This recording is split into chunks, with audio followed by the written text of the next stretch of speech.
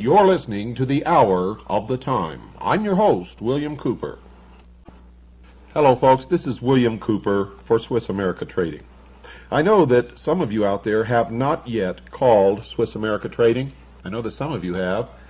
And for those of you who have not, let me tell you what has happened with the investments of those people who called Swiss America Trading when Swiss America Trading first became the sponsor of this program.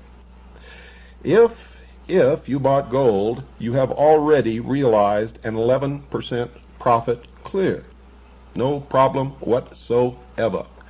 If you have bought silver, silver is up. If you have bought platinum, platinum is up, folks.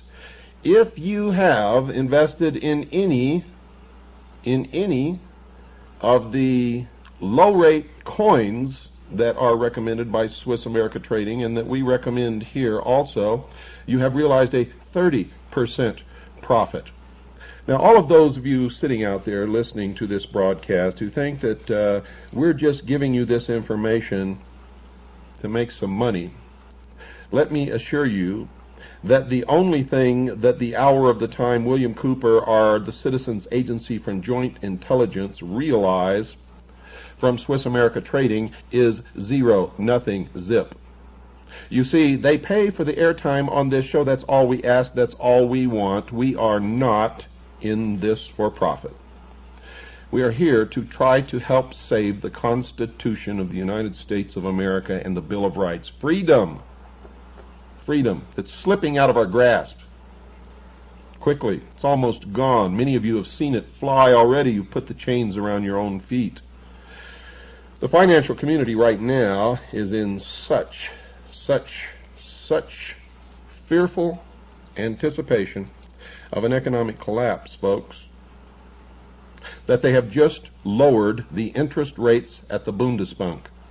Now, if you understand anything about the economy of the world, you know what that means. You see, interest rates were already lower than they have been in such a long time that nobody can even remember rates that low. And they have just lowered them again. That means that the big money players, the bankers, are afraid. That means that everything that I have predicted is coming to pass right before our very eyes, and you had better pay attention. Now, I'm going to put a little humor in here. I just talked to Craig Smith at Swiss America Trading, and he told me they're issuing 3 new bonds. The Bush bond with 0% interest, the Quayle bond with, of course, no maturity, and the Clinton bond with no principal. Now, that's funny, and we can appreciate a little joke, but at the same time, there's a lot of truth in what I just told you. There is no confidence in this administration. No world leader has emerged in Bill Clinton. The United States of America may be the only superpower left on this earth to those who want to believe that, but as we're disarming, as we have taken our B-52 bombers off alert and are now scrapping them, as we are dismantling our Minuteman missiles, as we are paring down our military forces, no such equivalent is taking place in Russia or any of the satellites that used to make up the Soviet Union. So, folks, You may buy all of this baloney about the United States being the last great superpower, but I'm telling you right now, we are not. And if we continue on the road that we are on, not only are we going to have a financial collapse, but we are going to find ourselves a third-rate, third-world country very quickly. All you have to do is look around. Stop buying the propaganda. Use your own brain, your own eyes and ears, and take a hard look at what's happening. And you don't have to be very smart at all to understand that we're going in the wrong direction. Now, what this means for you personally is everything that you've worked for, you're going to lose. You're going to lose unless you take action now. Those who have already taken action are already realizing an appreciation on their investments. Now you have to understand it's not a real appreciation, because as the price of gold and silver and coins have gone up, the value of the dollar has gone down and will continue to go down. What you are doing when you make these investments is you're protecting your assets, and believe me, in what is coming, that is the best that you can hope for at this time on your level. Call Swiss America Trading right now, 1-800-289-2646. That's 1-800-289-2646. Talk to the experts there and let them show you how to protect yourself.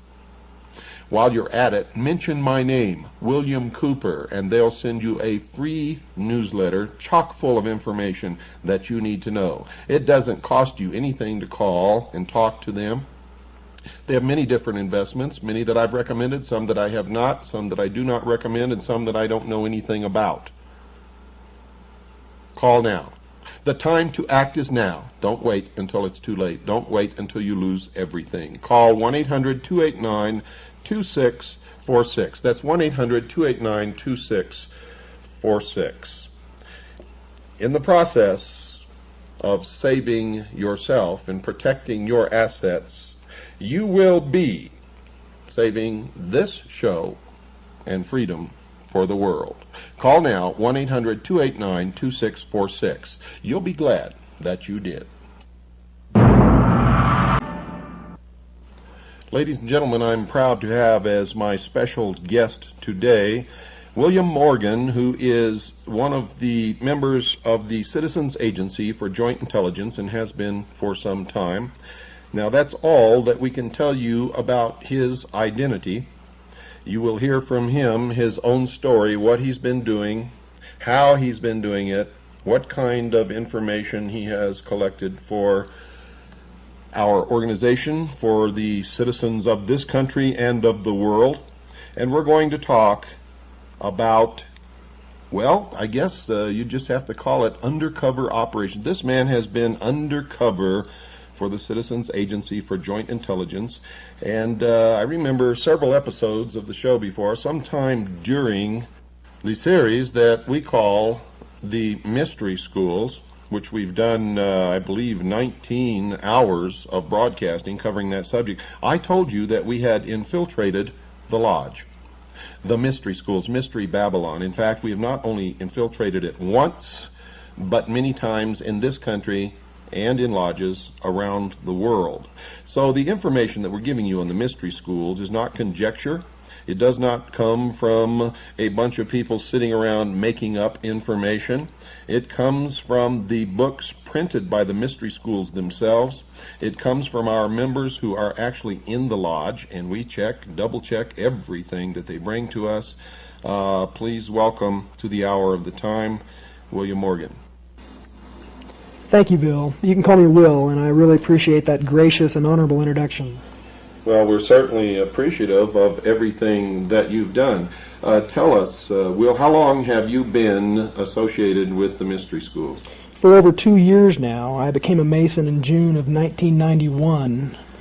And what happened? I mean, how did you ever even know about Freemasonry?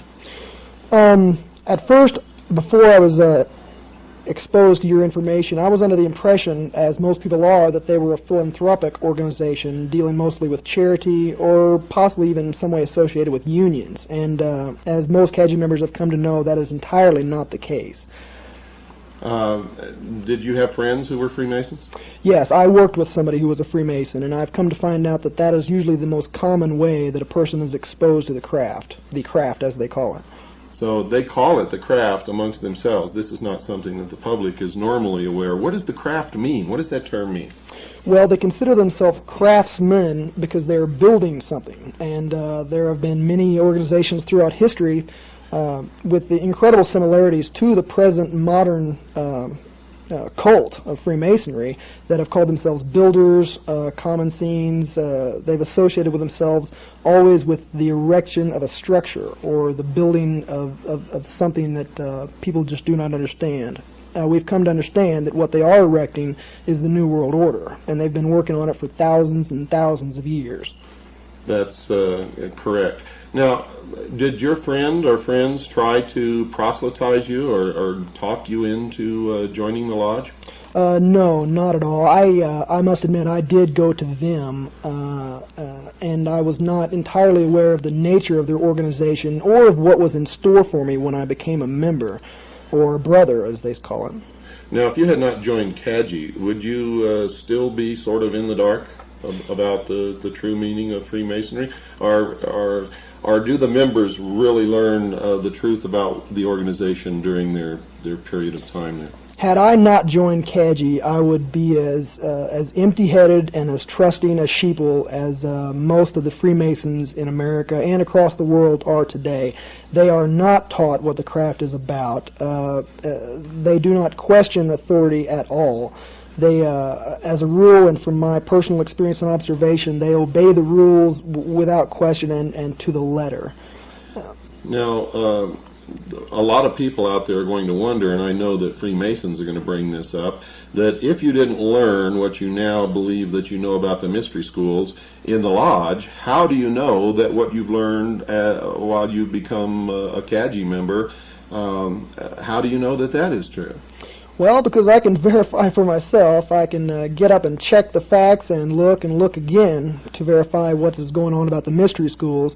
But for what the Masons claim to be, they have absolutely no proof or evidence or even works of their own hand to prove that they are actually involved in charity work.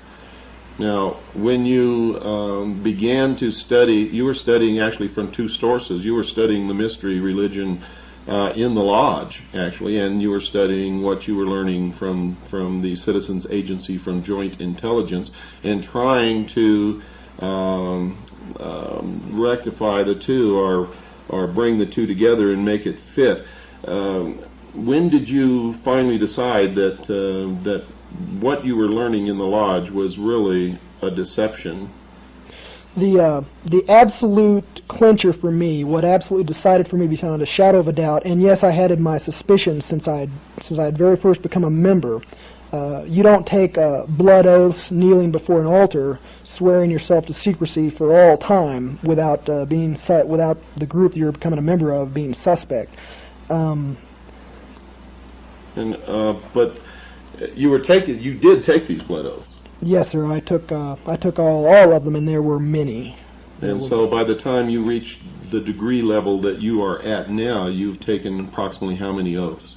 I don't even recollect. I know that there were over 24 oaths before you can even become a master mason in a Blue Lodge of Freemasonry, which is a bit like primary school for Freemasons. The Blue Lodge is where they are brought in as new members from off the street, and most men who are involved in Masonry for their lifetimes consider the Blue Lodge to be the heart and soul of Masonry, because that is where it all begins and that is where it all grows from.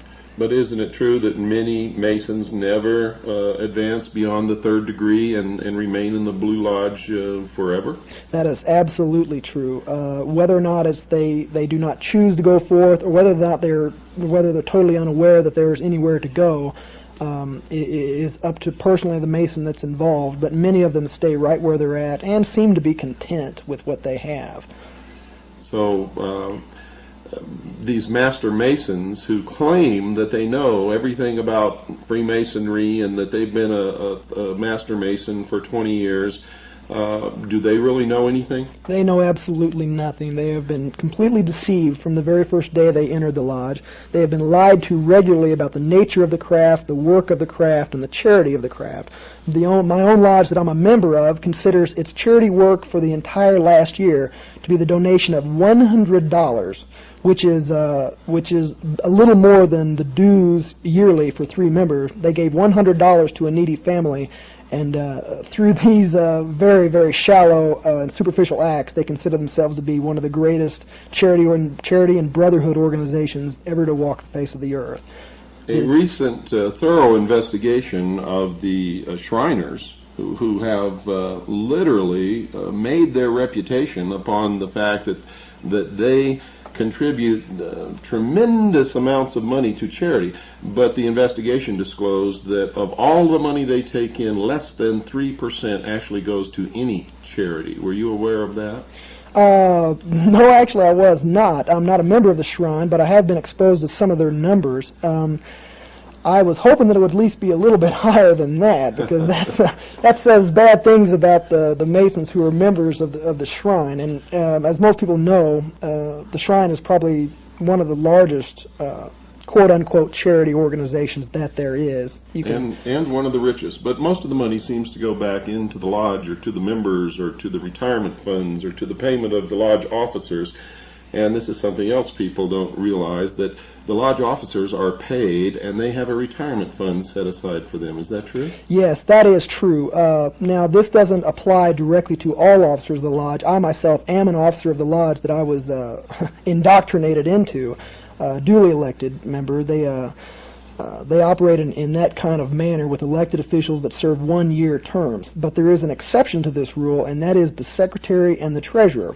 And the secretary keeps the books, and the treasurer keeps the money, and that points a very big finger as to where the true power in every lodge lies, because these 2 gentlemen who held these offices usually hold them for years and years and years. And they're not elected, and they're not accountable.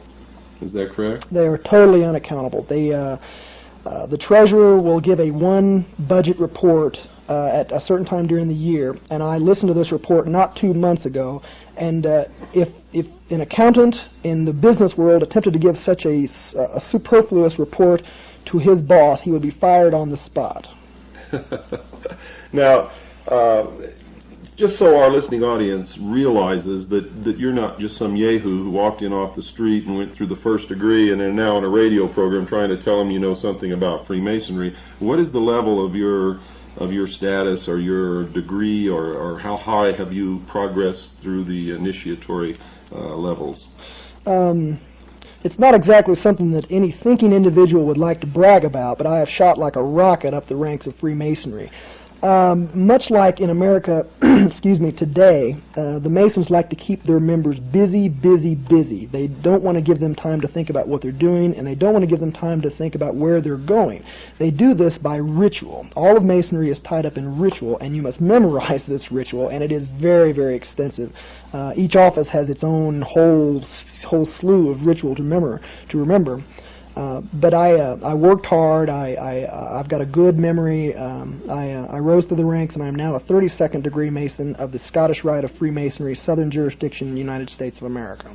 And this is the same branch of Freemasonry that Albert Pike belonged to, that created the Ku Klux Klan, the B'nai B'rith, and the branch off the B'nai B'rith called the ADL, or Anti-Defamation League. Is that correct? Absolutely true. Albert Pike is considered to be a demigod among Freemasons, and actually a source of light all of his own. He took the Scottish Rite of Freemasonry, which did exist for some time before him. He took it after the Civil War and turned it into what it is today. He incorporated much of the pagan symbology into the degrees that are still used and practiced today. His name is revered. I've seen a bigger than life-size bust of complete bronze of Albert Pike that was created for $25,000. Some of that money was mine, by the way.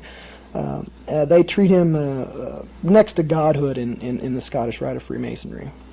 Were you aware that Albert Pike was in constant communication and in concert with Giuseppe Mazzini in not only creating, but Albert Pike at one time was the sovereign grand commander of all Freemasonry in the world, and operated in concert with Giuseppe Mazzini in control of what we now know is the world body known as the Illuminati?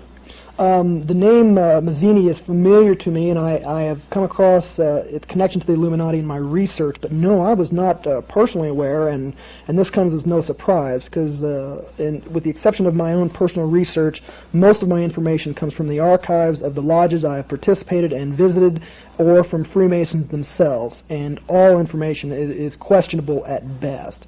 Never once, with the exception of one word, have I heard any reference to the Illuminati, yet my own research points exactly in their direction for the true source of the Masons' power and the reason for their concealment.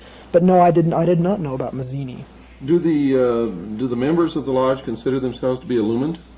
All of them do. Without even knowing the definition of the term, the true definition of the term, they consider themselves illuminated. They go around, they have that secret little smile, and they generally talk, no, not generally, they always talk down about most of the other people in the world, and I've even heard grown men refer to fellow Americans, brothers, as profane, simply because they had not advanced through the ritual of Freemasonry. I remember a friend of mine who was a young man who was not a member of the lodge, but his father was. And he had a friend who belonged to another family who was not a member of the lodge, but owned a small business in town. And his small business was being destroyed by the members of the lodge simply because he was not a Freemason, and the business was going to members or lodge brothers. And he asked his father why his friend's family was literally being destroyed by his father and others who professed to be members of a fraternal organization existing for the benefit of the community. And his father told him, and I'll never forget this because it literally crushed my friend. His father told him this, quote, "If you are not one of us, you are nothing," unquote. Is this generally true? Is this the way Freemasons generally think about people who do not belong to their organization? I have personally seen Masonry interfere with family ties before, and yes, this is just how they look at the world. They consider the world to be profane, unilluminated, and this just goes hand in hand with the general attitude that is conveyed by all Masons, that they are on their road to their own form of godhood, and this manifests itself in severe racism. For all the people out there that may not be too familiar with Masons or Masonry, and this especially goes for members of minority groups who have often and usually continue to be excluded from Masonry, and especially for women, I am here to tell you that you are not welcome in the lodge. You never will be, and you never have been welcome in the lodge. This especially goes for blacks, in spite of the Prince Hall Masonry, which is the biggest joke and the biggest scam and the biggest insult to any single race I've ever seen, and especially for women. They do not want you, and they consider you totally ineligible and unable to understand what they do. You told me something the other night that I found just incredible. You said that you could go to any Prince Hall Lodge in any black community and the doors would be open to you and you'd be welcome, but if one of those members or brothers of the lodge of the Prince Hall Lodge came to your lodge and tried to come in and participate in the ceremonies or whatever you call them, what would happen? It wouldn't happen. It just simply wouldn't happen. I, as a Caucasian Freemasonry, can visit any Prince Hall Lodge in the country, and as far as I know, in the world. I can also visit any lodge, period, across the world. I've been told through my initiation that I am welcome in any lodge, but this just does not apply to blacks, no matter that. Even if the ritual that they go through, and I do not know this for certain, but I know it's similar, but even if the ritual were exact, even if the same form of quote-unquote illumination that they underwent was exact, they could not ever, and I sit in a lodge with Caucasian Freemasons. I've never seen a black Freemason sit in a lodge among Caucasians, and I don't think I will. Equal opportunity and affirmative action laws are just completely ignored and considered frivolous and a joke by all Freemasons. So the New World Order that they're bringing into being is going to be racist? Entirely. It has an Aryan background, and that is where it comes from. And that's been borne out by our research. Why then would the black community form their own lodges and support the bringing about of a new world order that is going to relegate them back into slavery? And I might add, along with the rest of us who don't belong to this religion, and it is a religion, why would they participate in something like that? Well, as you've told me yourself, and most people will understand this, the world loves a mystery, and you can control the masses by dangling a secret like a carrot in front of their nose and promising them the answer to that secret if they just merely do what you say and work for you. This, together with man's own fallible, entirely fallible human nature and the selfishness of man and the ego of man, they want to be something. They want to be better than the people around them that they see. And since they have been told straight out that they can never advance to the ranks of Caucasian Freemasons, they have settled for just being better than their own people and excluding other blacks from joining their own lodge. So one of the holes that Freemasonry has over people is that ordinary people, whether they be black, white, Oriental, Hispanic, doesn't matter, they want to be part of the elect. Is that true? Exactly. They want to join the elite. They'd like to look down on their fellow man. Okay. But and now, if nobody coerced you, nobody proselytized you, how did you get into the lodge? I went to the door and I knocked on it.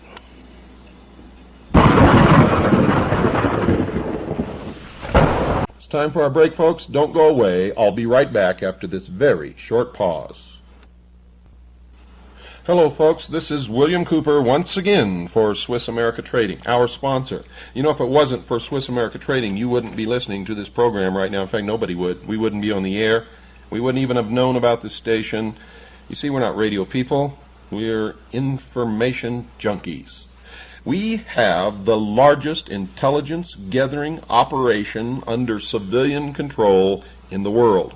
We don't tell anybody what to do. We don't hold any meetings. We don't march around with guns. We don't care if anybody has guns or not. We just collect information and disseminate it to people, put the puzzle together to try to wake up the sheeple of the world so that we can save the Constitution of the United States, the Bill of Rights, and freedom for all peoples all over the world. That is our function. The people of Swiss America Trading are just like us. They care about this country. They care about freedom. They want to survive what's coming.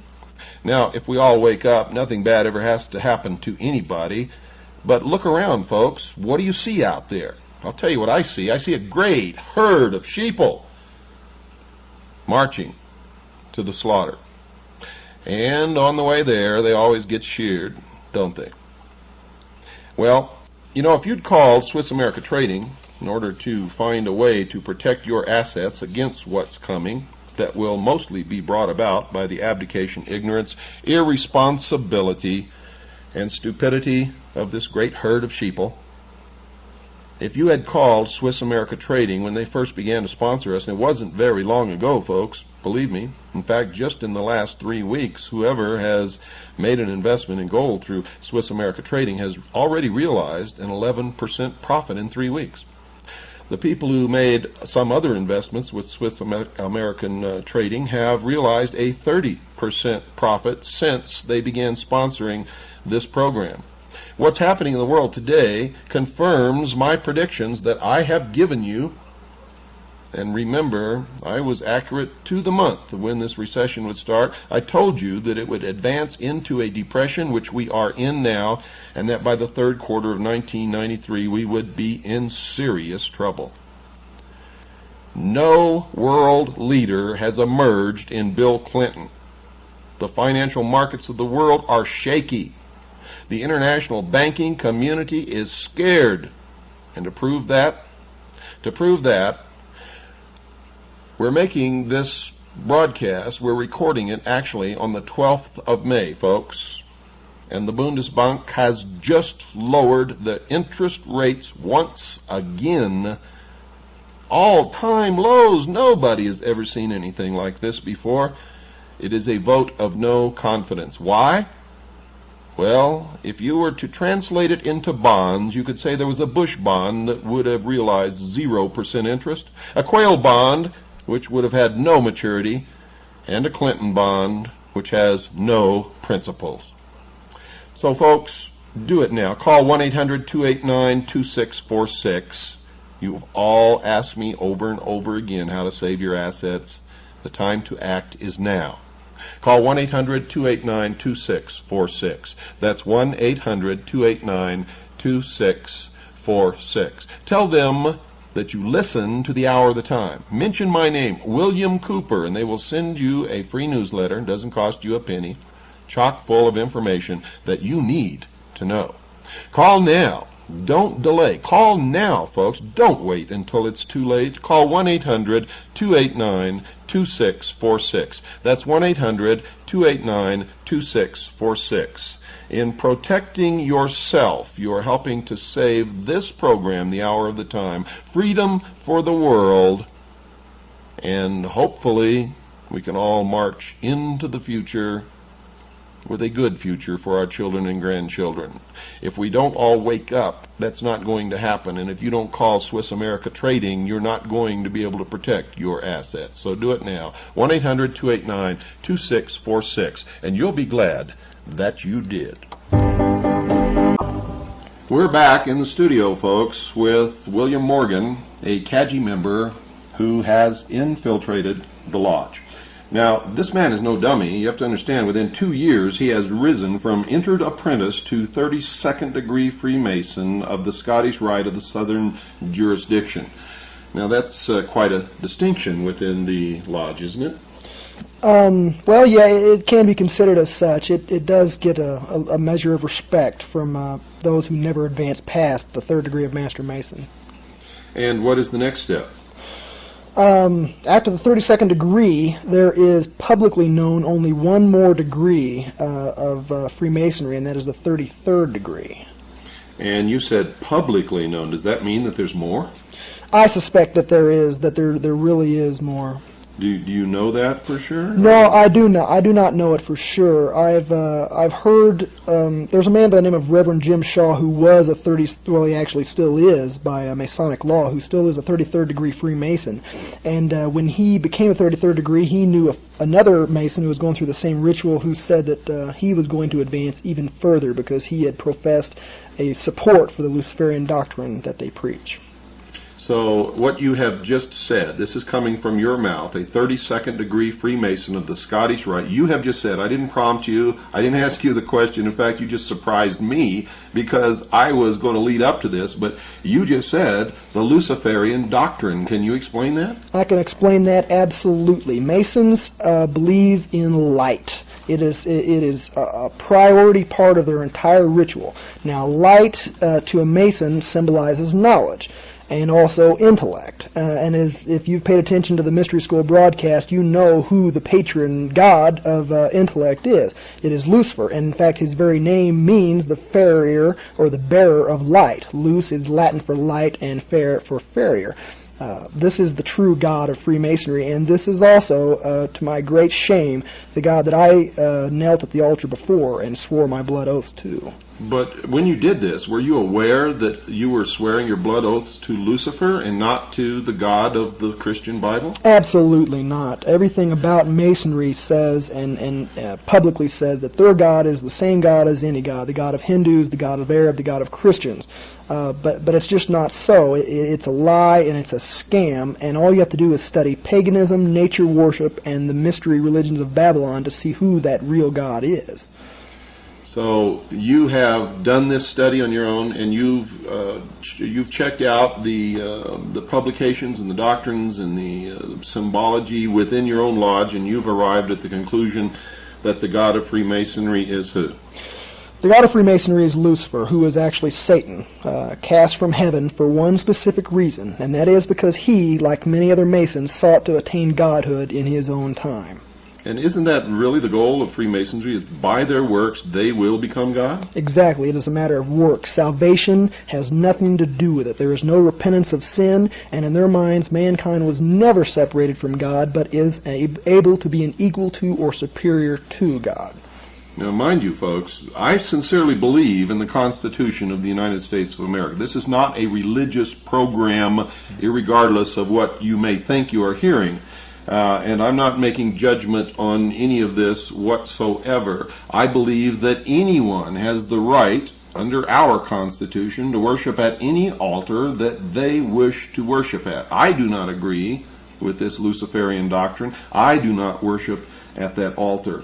The only thing that bothers me in the performance of their religion is that they are attempting to control and manipulate the rest of us into a one-world totalitarian socialist government with a one-world religion that we will all have to bow down to, with Lucifer or Satan as the head of that religion, actually incarnated in a human body. They intend to install Lucifer upon the throne of the world. Have you found any credence for this? I found great credence for this, and the best place to go to confirm this is just pick up the book Morals and Dogma by Albert Pike. He himself will state, number one, that Masonry is a religion, and number two, that Lucifer is involved. That is all I needed to confirm my suspicions, and it should be all that is needed to confirm the suspicions of all the other Masons that are out there wandering in darkness, thinking that they are living in illumination. So most Freemasons, do they really believe that Freemasonry is a Christian organization? No, they really don't. They may themselves be Christians, and most in America are, but it is a strict rule and law of the Lodge written into their own constitutions that no discussions or debates concerning religion or politics ever be brought into the Lodge. They do not want your Christianity broadcast. They do not want it mentioned at all. In fact, I have a personal friend of mine who is a police officer in the Lodge, of which I'm a member, and when he was asked in whom he put his trust, he said the Lord Jesus Christ. And from that day forward, even though he's a law enforcement officer and vitally important to the New World Order, he has been ostracized, and he has been left out of many of the activities that got me to where I am in the craft today. And I do not think that he will be even allowed to progress any farther because of that. In fact, I think you told me the other night that that was the first time that you had ever heard the name of Jesus Christ mentioned in that lodge ever. And is that true? Absolutely. Or any other lodge, or any Masonic publication, or any writing, or even any words out of another Freemason's mouth. It is just not part of their vocabulary. In fact, I have very firm beliefs that the name itself brings actual pain to their ears. Now, we know that the lodge will welcome anyone who attends any church, synagogue, temple, cathedral. It belongs to any religion whatsoever, but we know that Freemasonry is a religion because we've studied it, and we have people like you who are a Freemason at a very high degree and have confirmed it, and their own writing confirms it. Albert Pike has stated it in writing in his book Morals and Dogma, and in others of his writings, I might add, and Manly P. Hall has confirmed that. So if Freemasonry is a religion, yet they accept members, people who go to other churches in the community, and many different religions that have doctrines that don't agree at all, how can they rectify that? I mean, how can you explain this? How can this be? It just is. And any Mason that holds his religious convictions dear and becomes a member of the Lodge is in direct conflict with his own beliefs and his own faith. The two cannot go together, have never been able to go together, and I don't think they ever will be. And I'd like to ask I'd just like to tell all of my brothers in the lodges out there, how can you possibly believe that Freemasonry is not a religion? You meet in a Masonic temple, you knelt at a Masonic altar with the Holy Bible, or in other countries a different holy book, the Quran or many other texts. You knelt there and swore your blood oaths in the name of a deity, and quiet respect is demanded in any and all lodges all over the world, just like in any temple. You have been living a lie, and if you don't wake up pretty soon, the New World Order will turn around and eat your lunch for you. Isn't it a fact that they believe they're going to be an integral part of this New World Order, however most of them really will not be? This is the great joke. This is the punchline to the whole affair. They believe and see themselves as the priest and the priesthood of the New World Order. They think that when all things start falling apart, that they are going to be the ones that rise up phoenix-like out of the ashes, bring the world together, and deliver them into the hands of Lucifer. Like I said, they consider themselves builders, and what they're building is the New World Order, and it's being erected like a prison around us even as we speak. And the capstone, and you ought to take a look at the Great Seal of the United States to get a feel for this, the capstone of the New World Order building that they're creating is actually Lucifer himself. And isn't that the symbol of Lucifer, the all-seeing eye above the pyramid, the symbol of light? It actually began as the symbol of the sun, which was the symbol of the light, which was the symbol for Lucifer, and over the years it evolved into an eye. Christians are told that is the eye of God, but nobody ever bothers to ask which God or who. What's the name of this God? And if a Muslim were to ask in the Middle East, they would say it's the eye of God, and they would think that it was the eye of Allah. And in the Far East, somebody might think it was the eye of Buddha. But this is never explained. In effect, it really began representing the sun. It became the eye. The sun has always been the representation of wisdom or the intellect or knowledge, which is all the Luciferian doctrine. It is the symbol for the light, Lucifer, the fallen angel, the Luciferian philosophy. These are facts. This is just the way it is. I'm holding in my hand this very moment a official Masonic medallion that is handed out to many Masons as a gift, especially at entered apprentices. At the very top and taking up the main position in this medallion is the all-seeing eye. And this eye is, just as Bill Cooper has said, a combination of the eye of quote-unquote God, and I stress that quote-unquote more than any other, and also it is the sun. It is a symbol of sun worship. The eye that I'm seeing, the lashes on the eye on this medallion that I'm holding, are actually the rays of the sun coming down to illuminate the fellow Masons. It is more than just a religion, as Albert Pike has professed. It is the oldest known religion. It is a pagan religion of sun worship. It is nature worship, and it is incredibly dangerous to free-loving people everywhere. You wanted to read something from a book that you have there. This is a book that I highly recommend that everybody in the listening audience must read this book. You must read this book. You can find it at most religious bookstores, Christian or otherwise. They usually stock it. It's called The God Makers. The God Makers by Ed Decker and Dave Hunt. And let me see who the publishers are here. Harvest House Publishers, Eugene, Oregon, 97402. That's Harvest House Publishers, Eugene, Oregon, 97402. Again, the name of the book is The God Makers by Ed Decker and Dave Hunt. This book truly will open your eyes. You wanted to read something from that book. Yes, sir. I was reading this last night, and it just stopped me in my tracks. I'm at page 60 of The God Makers, in the chapter entitled The Mormon Dilemma. And this book is about the Mormons, and once you begin reading it, you'll see through the mystery schools just how close Freemasonry and Mormonism actually is. The subtitle of this part is called The Pagan Connection Again. I'll read it quickly. As C.S. Lewis and a number of other experts have concluded, there are only two religions in the world, Christianity and Hinduism, or paganism. One teaches that we are separated from the one true God by sin, and that God became a man to die for our sins. The other declares that men are not separated from God, but that each person has within himself the power to overcome evil and thus to become God, or at least a God with a small g. Hinduism, or paganism, embraces and absorbs everything except biblical Christianity, which is its only genuine rival. Although it uses Christian language to disguise its paganism, just as many Masonic lodges do, Mormonism is less Christian than it is Hindu. The basic dilemma faced by every Mormon is a direct result of its Hindu roots. In the Bhagavad Gita, Krishna declares that he comes forth to save the righteous and to condemn the sinners. This is exactly the opposite for the biblical Christ, who came to save sinners. The great complaint of paganism and all occult secret societies, of which I am presently a member, is that whereas one must be worthy to join them, Christianity deliberately embraces the unworthy. And to prove my worthiness to join the lodge, I had to go ask them to become a member. At the time that I joined, it was against the Constitution's bylaw, the Constitution of Masonry, I should stress, for any Mason to come to me, a profane, and ask me to join.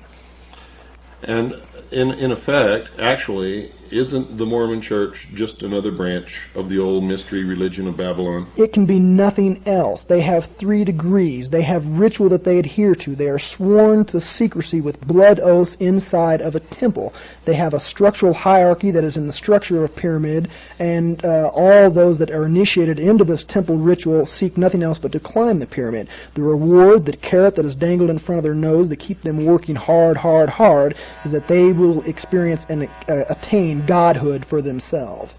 And many of the rituals that are practiced in the temple are the exact same rituals that are practiced in the Masonic temple. I cannot personally confirm this, but the research that I am involved in at this time supports this, and also the research of experts who are far better and far more along in their work than I am totally supports this claim, and you should verify it for yourself. Absolutely. You know the warning that we always give on this show: don't believe anything that you hear on this show or any other show or from the president or Dan Rather or anyone until you check it out yourself. One thing that I also want to make clear, that we have nothing against anyone. We have nothing against people who want to worship in the Mormon religion or the Catholic religion or go to a temple and worship Buddha. We believe in the Constitution, but we also believe that everyone should know what they're getting into. We also believe that if these people are involved in subverting the freedoms of others and bringing about a one-world totalitarian socialist government, which we have confirmed that they are, then it is our business and our duty to stop them. Bingo, Bill, and you've hit upon something that is a catch-22 for all Masons. Part of the blood oath says that you can never, and you must swear this on penalty of very painful and bloody death, that you will never, ever release any of the secrets of Masonry to a member of the profane, to somebody out there in the big world. But when you become a Mason, and as I did, I always ask questions wherever I go. I asked some hard questions, and I got nothing. There were no answers forthcoming. They looked me straight in the eye, and they said, I can't tell you. How do you rectify what you're doing on this show with the oaths that you took saying that you can't do this? Well, we've discussed this, and I have had some personal dilemmas that I've had to face, but I genuinely believe that when they do not tell me the whole truth about what I'm getting into, in fact, when they deliberately mislead me and deceive me about what I'm getting into, that must totally invalidate the contract or the oath of which I've sworn. It just cannot be any other way. They have lied, and I have been honest, and I have been forthcoming to them, but they have not returned it as such. And I found myself in the same position, folks, because when I was in the military, and specifically with the Office of Naval Intelligence, I had to sign security oaths saying that I would never talk about anything that I was involved with. But later, when I began to realize that I was going to have to, I also understood that the only things that I would talk about were those things that the intelligence community, the military, those in the government were doing to destroy the sovereignty of the United States of America, the Constitution, the Bill of Rights, and to bring about really a traitorous new government, the New World Order, and that I was not going to be involved in any traitorous activity, and my first and only loyalty was to the Constitution and the Bill of Rights of the United States, and not to some phony manipulation called a security oath, which many people are trapped under, thinking that they cannot talk about many of the things they participated in that are actually destroying this nation, destroying the Constitution and the Bill of Rights. These people are traitors, and I could not be a traitor, nor will I ever be.